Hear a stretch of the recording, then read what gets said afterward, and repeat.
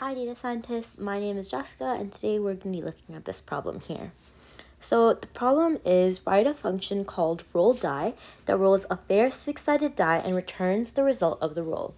Only your function will be graded. Okay, so first things first, it's asking us to define a function.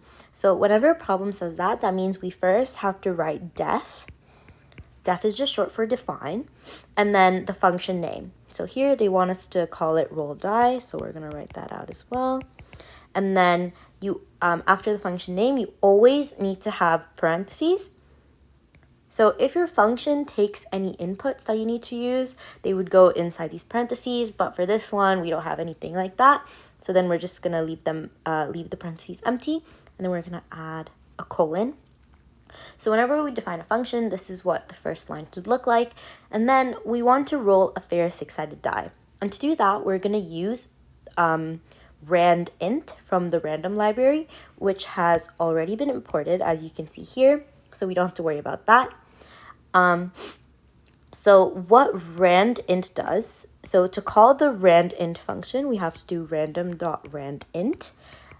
And randint is just going to generate a random integer between two numbers.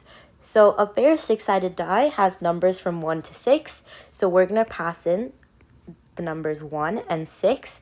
So this will generate random.randint, open parentheses, 1 comma 6 close parentheses, will generate a random number from 1 to 6. So like 2, 4, 5, something like that.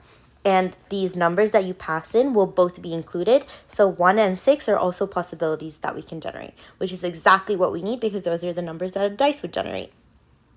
So now we can either just return this or we can save it in a variable. So we can call this roll because that's the roll we're rolling for the die. And then we just return roll. And that's it. So the code should look something like this. Define def roll die, open parentheses, close parentheses, colon, roll is going to be equal to random.randint from 1 to 6, 1 and 6 included.